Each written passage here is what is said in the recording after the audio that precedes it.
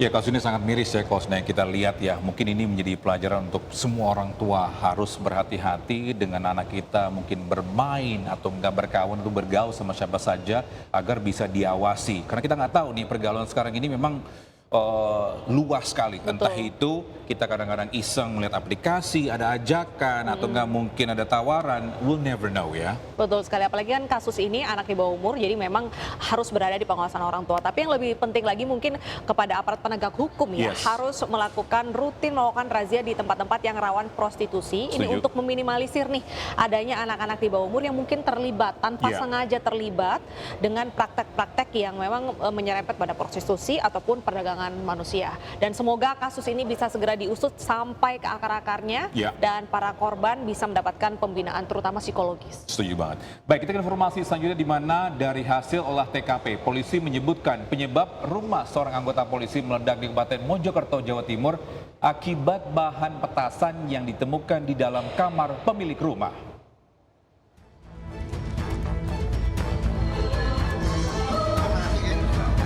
Jajaran kepolisian Resor Mojokerto bersama Laboratorium Forensik dan Bidokes Polda Jawa Timur menyampaikan penyebab terjadinya ledakan di rumah anggota polisi di Desa Sumolawang, Kecamatan Puri, Kabupaten Mojokerto, Jawa Timur akibat bahan petasan. Ledakan tersebut dipicu suhu panas di ruang penyimpanan bahan petasan. Jadi kenapa itu sangat rentan, karena jenis klorat itu termasuk bahan peledak jenis low explosive, jadi dia akan sangat rentan sekali jika kontak dengan panas, gesekan, benturan, atau getaran. Jadi itu sangat rentan sekali. Jadi nanti pemicu panas itu didapat, nanti akan kita dalami lebih lanjut, dan bukti-bukti yang akan kita dalami lagi di laboratorium forensik. Dari olah tempat kejadian perkara, polisi menemukan sisa oksidator dan klorat, di mana klorat itu merupakan bagian dari isian dari bahan peledak kembang api di kamar pemilik rumah. Dari Kabupaten Mojokerto, Jawa Timur, Solahuddin, iNews melaporkan.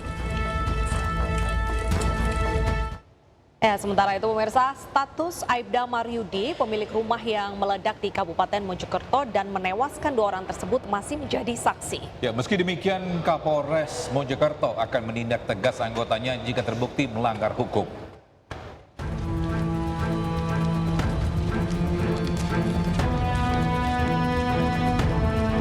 Aibda Maryudi, anggota Polsek Gelanggu yang rumahnya meledak dan menewaskan 2 orang, telah dimintai keterangan oleh anggota Propam dan Ditreskrimum Polda Jawa Timur. Namun status anggota polisi yang masih aktif menjadi Babin Kamtipnas di Polsek Gelanggu itu masih sebagai saksi. Sementara Kapolres Mojokerto menegaskan pihaknya tidak segan-segan melakukan tindakan berupa sanksi kode etik profesi maupun pelanggaran hukum terhadap anggotanya yang bersalah. Kami Polres Mojokerto tidak pandang bulu, senada dengan apa yang diperintahkan dari pimpinan. Polri tidak pandang bulu dalam melakukan penegakan hukum.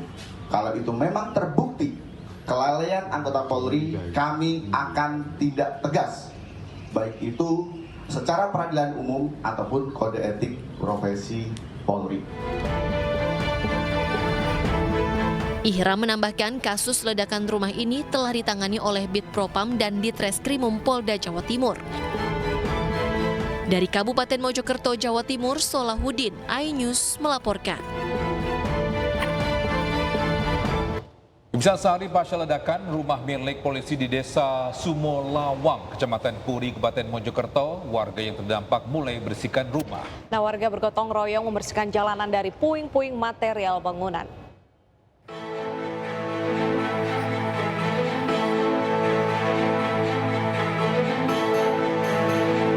Lokasi ledakan rumah milik polisi di Desa Sumolawang, Kecamatan Puri, Kabupaten Mojokerto didatangi warga sekitar Selasa pagi. Warga melihat kondisi lokasi ledakan yang mengakibatkan 10 rumah terdampak.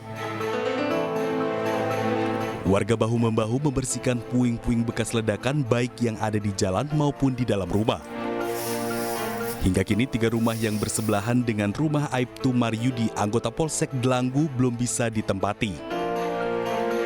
Pemilik rumah memilih tidur ke rumah tetangga dan kerabat di luar desa karena kondisi dalam rumah hancur di bagian atap. Warga berharap mendapat bantuan untuk mengembalikan kondisi rumah seperti semula. Bersih rumah sendiri gini nggak, suami kerja. Yang dibersihkan bagian mana, Bu? Sementara ya yang depan aja. Terus yang dalam kalau nggak ada yang bantuin ya nggak bisa, Pak. Kondisinya gimana, Bu, dalam? Ya hancur kayak gitu. Hancur bagian atap. Bagian atas. Kondisi belakang rumah Aibtu Maryudi telah rata dengan tanah setelah semalam dibersihkan dengan alat berat, sementara bagian depan ditutup terpal. Sementara itu, rumah milik Kodi yang istri dan anaknya meninggal dunia nyaris rata dengan tanah. Keluarga berupaya mengambil sisa pakaian yang ada di lemari. Untuk sementara, Kodi tinggal di rumah saudara. Dari Kabupaten Mojokerto, Salahuddin, iNews melaporkan.